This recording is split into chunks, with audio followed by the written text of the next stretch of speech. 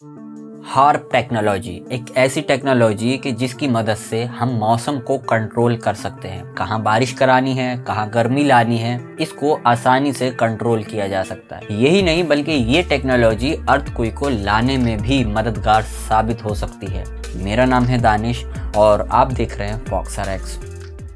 Harp technology की बुनियाद Nikola Tesla scientist ने रखी। ये अमेरिकन साइंसदान हैं और इस टेक्नोलॉजी का नाम भी इन्हीं ने दिया है। इस टेक्नोलॉजी की मदद से मौसमों को कंट्रोल किया जा सकता है। इस टेक्नोलॉजी को बनाने का मकसद यही है कि जहां पर मौसम की तब्दीली आ रही है उसको मैनेज किया जा सके। कहाँ पर बारिश लानी है, कहाँ तूफान लाना है और कहाँ पर गर्मी करनी है, इन सब कामों को कंट्रोल करने के लिए इस टेक्नोलॉजी पर काम किया जा रहा है। और ये हार्प टेक्नोलॉजी आज की नहीं, काफी पुरानी है और इस पर काफी टाइम से अमेरिका काम कर रहा है। इसका सेंटर अलास्का से 200 किलोमीटर दूर रखा गया है और यहाँ पर इन्होंने 180 टावर लगाए हैं। 180 टावर की लंबाई 72 फीट है और इनको एक दूसरे से कनेक्ट किया गया है बहुत एक खास स्ट्रक्चर के साथ। इनको एक दूसरे से कनेक्ट इसलिए किया गया है ताकि जितनी भी माइक्रोवेव्स हैं उनको आराम से कैच किया जा सके। ये टावर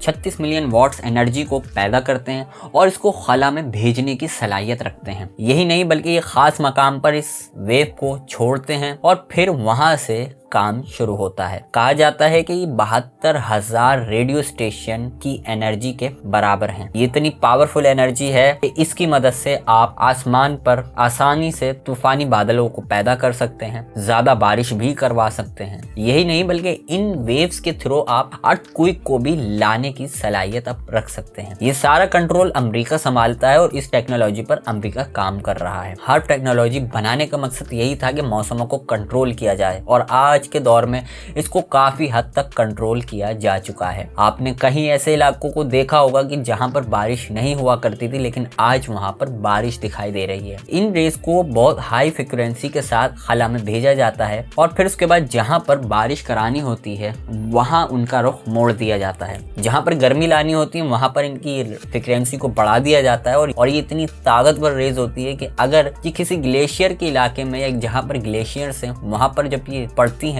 तो वो ग्लेशियर्स बहुत जल्दी पिघल जाते हैं और वहां की दर्जे हरारत बढ़ जाती है। जहां पर बारिश करानी होती है वहां पर अगर जब इनकी फ्रीक्वेंसी को खास मिकदार में जब छोड़ा जाता है तो वहां पर बारिश बनाने वाले बादल पैदा हो जाते हैं या फिर आ जाते हैं और फिर वहां पर बारिश शुरू हो जाती है। बल्कि इस टेक्नोलॉजी की मदद से अब इसको इतना एडवांस कर दिया गया है कि इसकी मदद से अब अर्थक्वेक भी लाया जा सकता है। ये वेव्स एक खास मिकदार में छोड़ी जाती हैं और इन वेव्स के थ्रू जमीन में जो प्लेट्स हैं उनको सिरकाया जाता है जिसकी वजह से जलजला पैदा हो जाता है। इन रेस को VFM रेस कहा जाता है और ये मौसम को कंट्रोल करने में बहुत मददगार साबित हो रही हैं। हार्प टेक्नोलॉजी को कई लोग बुरा भला भी कहते हैं कि इससे मौसम में बिगाड़ पैदा किया जा रहा है, जबकि अमेरिका इन सब बातों की तरदीद करता है, मना करता है कि हम ऐसा कुछ नहीं कर रहे। हाल ही में कई जल्जले आए और इन जल्जलों को भी हार्प टेक्नोलॉजी को ही जिम्मेदार करार दिया गया। अब इस बात में कितनी सच्चाई है कितनी नहीं इसका तो हमें पता नहीं, लेकिन हार्प टेक्नोलॉजी इतना जरूर है कि मौसम में बिगाड़ पैदा कर सकती है।